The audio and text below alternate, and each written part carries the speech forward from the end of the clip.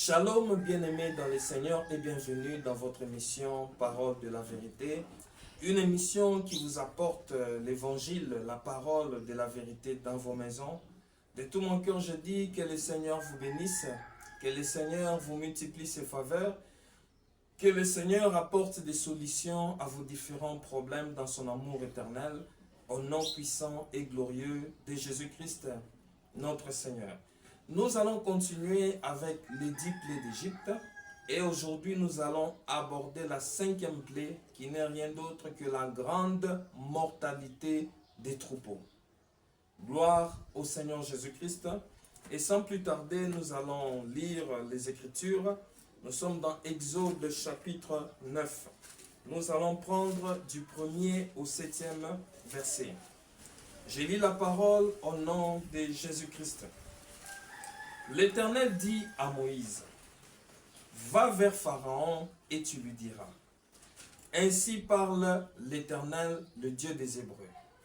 Laisse aller mon peuple afin qu'il me serve. Si tu refuses de le laisser aller, et si tu le retiens encore, voici la main de l'Éternel sera sur tes troupeaux qui sont dans les champs, sur les chevaux, sur les ânes, sur les chameaux, sur les bœufs et sur les brebis. Il y aura une mortalité très grande. L'Éternel distinguera entre les troupeaux d'Israël et les troupeaux des Égyptiens. Et il ne périra rien de tout ce qui est aux enfants d'Israël. L'Éternel fixa le temps et dit, « Demain, l'Éternel fera cela dans le pays. » Et l'Éternel fit ainsi dès le lendemain. Tous les troupeaux des Égyptiens périrent, et il ne périt pas une bête des troupeaux des enfants d'Israël. Pharaon s'informa de ce qui était arrivé, et voici pas une bête des troupeaux d'Israël n'avait péri.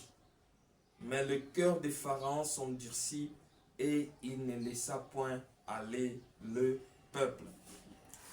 Gloire au Seigneur Jésus-Christ, et que le Seigneur bénisse la lecture de sa parole. En lisant ces Écritures, vous serez d'accord avec moi qu'après un autre refus de Pharaon, l'Éternel maintenant va décider d'étendre sa main sur les troupeaux des Pharaons, les troupeaux des Égyptiens. Et là, il y aura une mortalité très grande. Mais remarquez, l'Éternel distinguera entre les troupeaux des Égyptiens et les troupeaux des Hébreux. Donc la main de l'Éternel qui s'étend sur les troupeaux des Égyptiens vient pour amener la mortalité d'une part et la distinction d'autre part. C'est ce que fait la main en ce moment-là. Vous voyez? Mais du côté d'Israël, comme le dit l'Écriture, pas une seule bête ne périra. Aucune bête ne périra. C'est ça la distinction que Dieu fait entre les troupeaux des Égyptiens et les troupeaux d'Israël. Avant d'aller plus loin, nous devons comprendre que symbolisent les troupeaux. Parce que nous l'avons déjà dit, que les 10 plaies sont des jugements, mais ce sont aussi des annonces des choses qui doivent arriver, qui devaient arriver dans la suite du temps. Gloire au Seigneur Jésus-Christ. Les troupeaux dans la Bible nous parlent de beaucoup de choses, notamment d'un peuple. Les troupeaux parlent aussi d'un peuple. Qui nous le dit? C'est Moïse. Je suis dans le psaume chapitre 100, je vais prendre le verset 3. Là, c'est la louange de Moïse. Psaume chapitre 100, verset 3. Écoutez ce que dit Moïse. Sachez que l'Éternel est Dieu. C'est lui qui nous a fait et nous lui appartenons. Nous sommes son peuple et le troupeau de son pâturage. Gloire au Seigneur. Ici, Moïse dit que nous, c'est-à-dire Israël, nous appartenons à l'Éternel, nous sommes son peuple et nous sommes les troupeaux de son pâturage. Gloire au Seigneur Jésus-Christ. Ceci nous permet de comprendre que les troupeaux symbolisent tout un peuple. Or, dans notre contexte, en Égypte, il y avait deux peuples, ou encore deux troupeaux. Il y avait le troupeau de l'Éternel, qui est son peuple, et il y avait le troupeau de Pharaon, qui est les Égyptiens, qui sont les Égyptiens. Ce n'est pas moi qui l'ai dit, c'est l'Éternel lui-même, lorsqu'il parla à Pharaon dans Exode chapitre 8, verset 19. Il avait dit à Pharaon, j'établirai une distinction entre mon peuple et ton peuple. C'est Dieu qui appelle les Égyptiens le peuple de Pharaon. Gloire au Seigneur. Donc par là, nous comprenons qu'il y a deux troupeaux. Il y a le troupeau de Dieu qui est son peuple et il y a les troupeaux des pharaons qui sont en réalité les Égyptiens. Mais l'Écriture dit que la main de l'Éternel va s'étendre sur les troupeaux des Égyptiens. Que symbolise la main? Lorsque vous lisez Psaume 89, verset 14, pour gagner le temps, je vais juste dire, la Bible présente la main comme étant la force, la puissance. Gloire au Seigneur. Et c'est pourquoi d'ailleurs, dans Exode chapitre 6, Dieu va dire à Moïse qu'une main puissante les forcera. C'est-à-dire que je vais exercer ma puissance en Égypte pour libérer mon peuple. Donc la main parle de la force, de la puissance. Et lorsque cette main s'étend sur les troupeaux des Égyptiens, les troupeaux des Égyptiens, c'est l'image des méchants. Lorsque cette main s'étend sur les troupeaux des Égyptiens, c'est pour les exterminer, pour les écraser. Exode chapitre 15, verset 6, la Bible dit, ta droite a signalé ta force, ta droite écrase tes ennemis. Lorsque la main de l'Éternel s'étend sur les méchants, c'est pour les écraser, pour les exterminer. Vous voyez? Mais la main ne se limite pas seulement à écraser les ennemis, à écraser les méchants. Mais la main de Dieu va aussi établir une distinction entre les troupeaux de Dieu et les troupeaux des pharaons. Vous voyez, c'est cette main-là, comme nous avons déjà présenté la main comme étant la puissance de Dieu, nous savons une chose, que la puissance de Dieu vient toujours avec le Saint-Esprit. C'est pourquoi la Bible dit, dans Actes chapitre 1er, verset 8, vous recevrez une puissance lorsque le Saint-Esprit surviendra sur vous. Ah, nous comprenons que la puissance de Dieu vient avec le Saint-Esprit. Il n'y a pas de puissance sans le Saint-Esprit. Donc, lorsque Dieu dit qu'il établira une distinction, c'est le Saint-Esprit, c'est l'œuvre du Saint-Esprit. C'est le Saint-Esprit qui vient établir cette différence-là. C'est pourquoi l'Écriture dit dans Romains chapitre 8, verset 9, ceux qui n'ont pas le Christ ne lui appartiennent pas. Vous voyez? Donc c'est l'Esprit qui vient établir la différence. Lorsque tu as l'Esprit, tu appartiens à Dieu. Et l'Esprit fait la différence entre ceux qui appartiennent à Dieu et ceux qui n'appartiennent pas à Dieu ou encore les méchants. Vous voyez? C'est pourquoi, pour récapituler, nous disons que la main qui s'étend sur les troupeaux des Égyptiens signifie que la puissance, Dieu va déployer sa puissance, c'est-à-dire sa main, en Égypte qui est l'image du monde, pour exterminer ou écraser les méchants. Il ne va pas seulement se limiter là, mais Dieu, à travers son esprit, établit également une distinction entre son peuple à lui et le peuple des pharaons. Gloire au Seigneur Jésus-Christ. Il sied de signaler aussi que la main de l'Éternel nous parle aussi d'un homme. Il s'agit du Seigneur Jésus-Christ. C'est lui la main de l'Éternel. Nous pouvons lire cela dans Ésaïe, ça nous allons lire. Ésaïe chapitre 50. Je vais lire juste le verset 2. Écoutez ce que dit la Bible. Je suis venu, pourquoi personne n'a-t-il répondu? Ma main est-elle trop courte pour racheter? Vous voyez ici? Ici, la Bible lie le rachat à la main de l'Éternel. C'est pour dire que l'œuvre du rachat passe par la main qui est Christ, parce que nous savons que c'est Christ qui accomplit les rachats. C'est pourquoi 1 Pierre chapitre 2, versets 18 à 19, la Bible dit, nous avons été rachetés à un grand prix par le sang de Jésus-Christ. Gloire au Seigneur.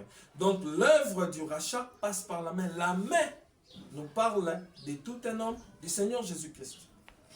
Et dans Isaïe chapitre 53 aussi, du 1er au 3e verset, vous pouvez lire à la maison, une question est posée, qui a reconnu les bras de l'Éternel?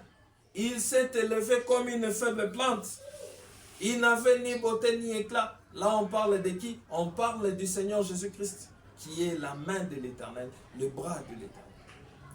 Et la main qui s'étend sur le troupeau, cela démontre tout simplement que l'Éternel va exercer ses jugements par le Seigneur Jésus-Christ. C'est ça que ça veut dire. Dieu va exercer ses jugements par un homme, par notre Seigneur et Sauveur Jésus-Christ. La Bible le confirme dans Romains chapitre 2, lorsque nous prenons le verset 16. Écoutez ce que l'Écriture dit. C'est ce qui apparaîtra au jour où, selon mon évangile, Dieu jugera par Jésus-Christ les actions secrètes des hommes. Vous voyez? Dieu jugera par Jésus-Christ les actions secrètes des hommes. Vous voyez? Donc Dieu, ça parle du jugement, de la main de l'Éternel, du jugement qui va s'étendre sur les méchants, que Dieu va exercer sur les méchants par le Seigneur Jésus-Christ. La Bible le dit aussi dans Actes chapitre 17, verset 31. Et ici nous parlons des jugements contre les méchants, ce qui se fera après l'enlèvement de l'Église de notre Adonai, de notre Seigneur et Sauveur Jésus-Christ.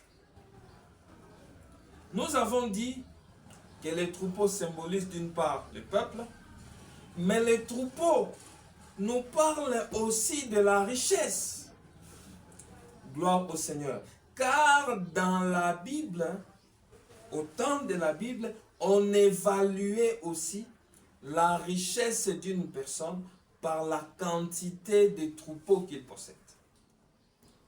Ce n'est pas moi qui l'ai dit. Lisons Genèse chapitre 24 d'abord. Genèse chapitre 24, où les serviteurs les plus anciens de la maison d'Abraham parlent de la richesse d'Abraham. Genèse 24, 35, écoutez ce que la Bible dit. L'Éternel a comblé de bénédictions mon Seigneur, qui est devenu puissant. Il lui a donné des brebis et des bœufs. Vous voyez, la Bible commence par présenter les troupeaux d'Abraham pour parler de sa richesse, de sa bénédiction. Il lui a donné des brebis et des bœufs, de l'argent et de l'or, des serviteurs et des servantes, des chameaux et des ânes. Vous voyez? Donc c'est par le troupeau qu'on sait évaluer la richesse d'un homme. Et dans Genèse chapitre 26, verset 13, on parle d'Isaac ici. Écoutez ce que la Bible dit. Cet homme devint riche et il alla s'enrichissant de plus en plus jusqu'à ce qu'il devint fort riche. Cet homme, verset 14, il avait des troupeaux de menu bétail et des troupeaux de gros bétail et un grand nombre de serviteurs. Aussi les Philistins lui portèrent-ils envie. Vous voyez? Ici on parle de la richesse d'Isaac. On dit il devint riche, fort et riche. Il avait des menus bétail et des gros bétail. Vous voyez? Toutes ces choses, c'est pour attester qu'il était béni, qu'il était riche. C'est pourquoi nous disons que le troupeau nous parle aussi de la richesse. Parce que on savait évaluer la richesse d'une personne par la quantité de troupeaux qu'il possédait. Gloire au Seigneur.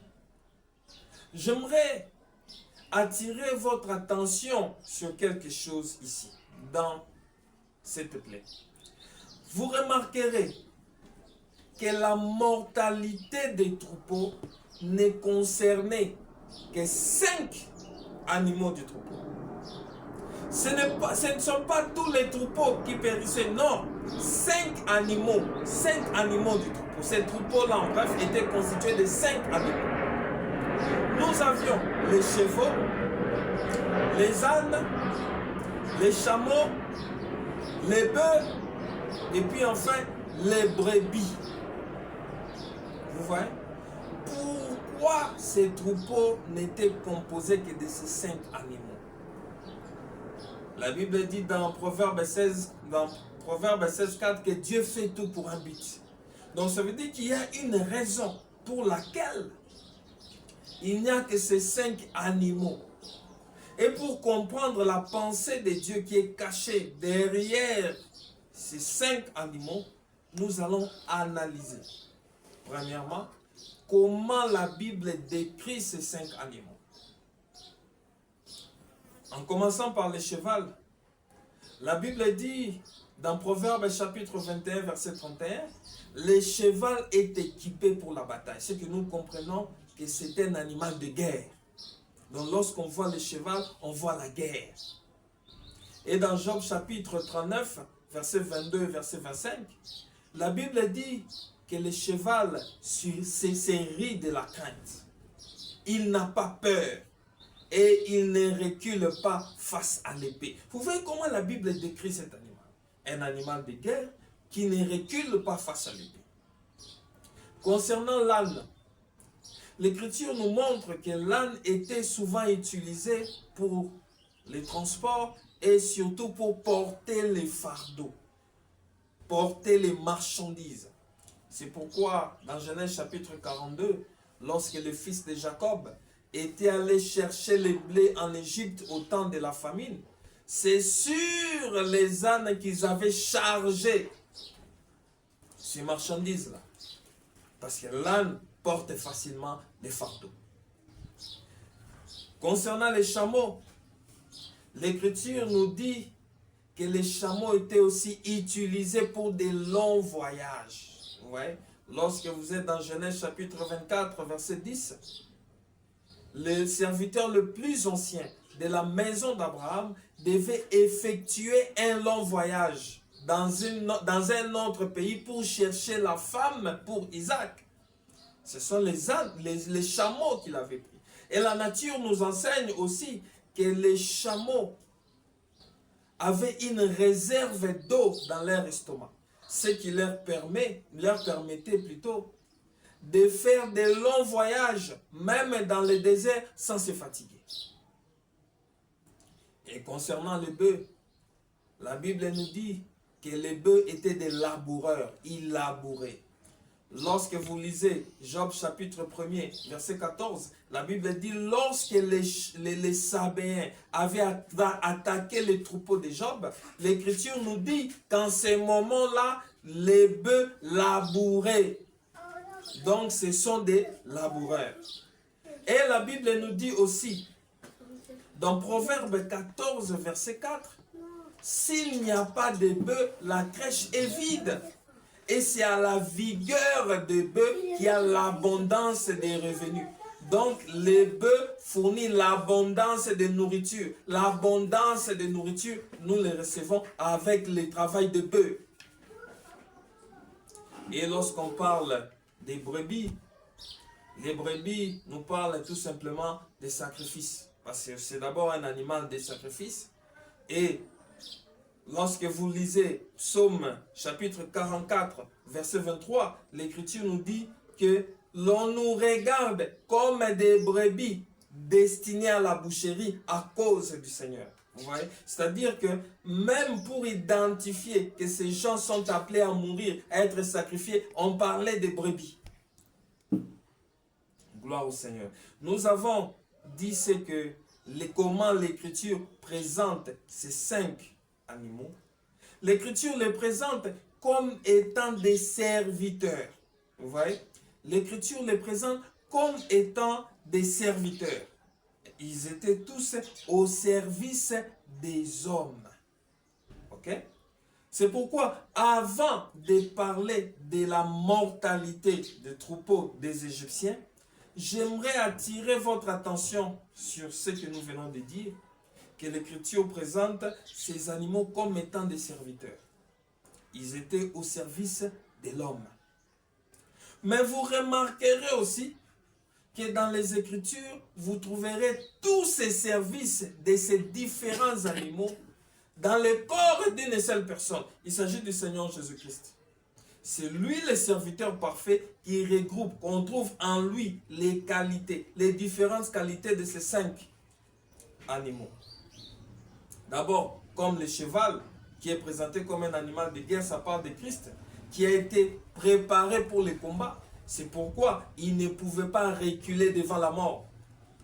Il dit lui-même, c'est pour cette heure que je suis venu. Gloire au Seigneur. Et comme Anne, le porteur de fardeau, c'est bel et bien encore le Seigneur Jésus-Christ qui va porter à la croix nos péchés. Il s'est chargé de nos péchés à la croix de Golgotha. Et il dit dans Matthieu 11, 28, « Venez à moi, vous tous qui êtes fatigués et chargés, je vous donnerai du repos. » Il nous donne le repos comment? En portant sur lui nos fardeaux, nos iniquités. Et le bœuf, le chameau plutôt, le chameau qui a une réserve d'eau, ça parle aussi du Seigneur Jésus-Christ.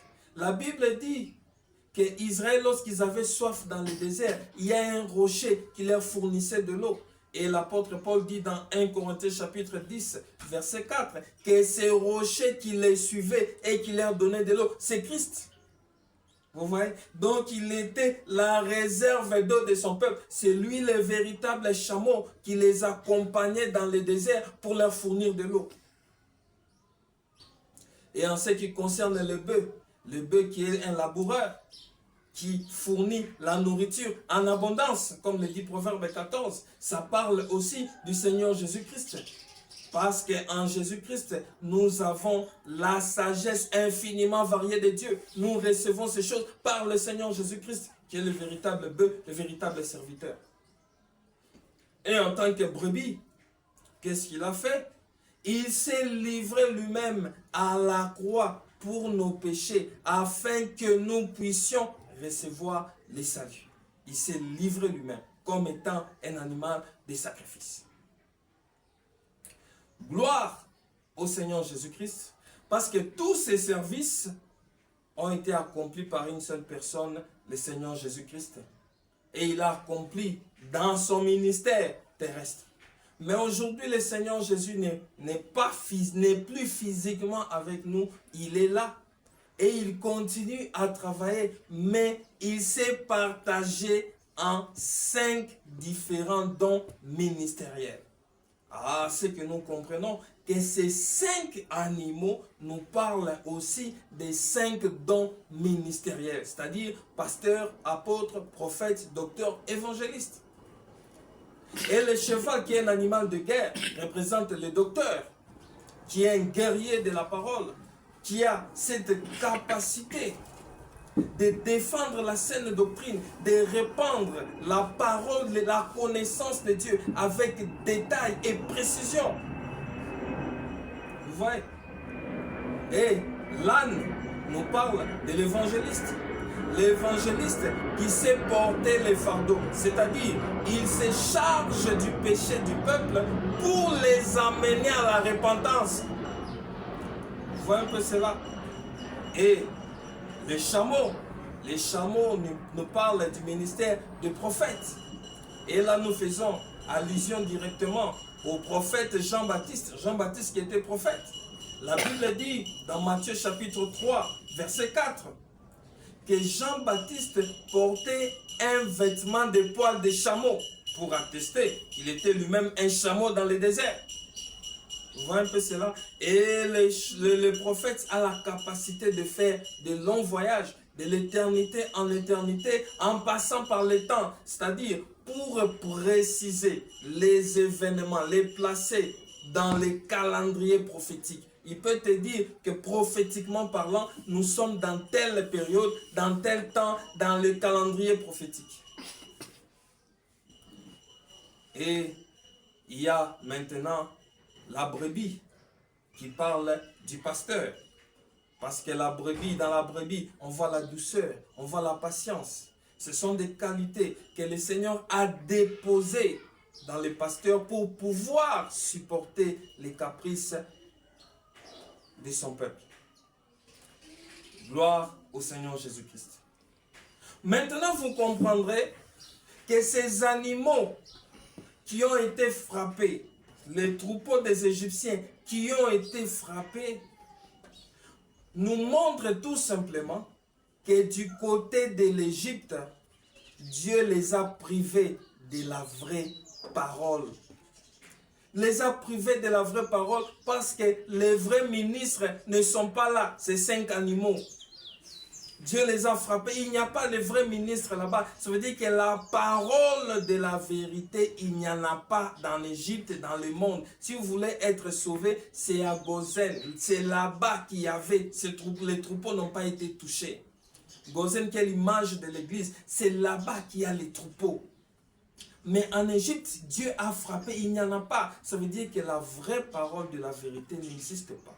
Parce qu'il n'y a pas de vrais ministres capables de révéler la pensée de Dieu. Parce que là-bas, les troupeaux ont été frappés. Ces 5 animaux ont été frappés, ils ne sont pas là. Dieu les a privés de la vie.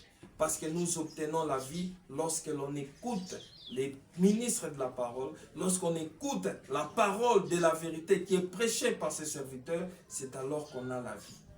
C'est pourquoi, pour conclure, en étendant sa main pour frapper les troupeaux des Égyptiens, Dieu leur a privé de la vraie parole, Dieu leur a empêché de bénéficier de la vie, parce qu'il n'y a pas de vrais ministres pour leur annoncer l'évangile du salut.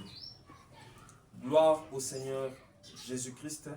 C'est par ici que nous allons nous arrêter avec ce 5e clé. Aimez et partagez la vidéo. Que Dieu vous bénisse. Ciao.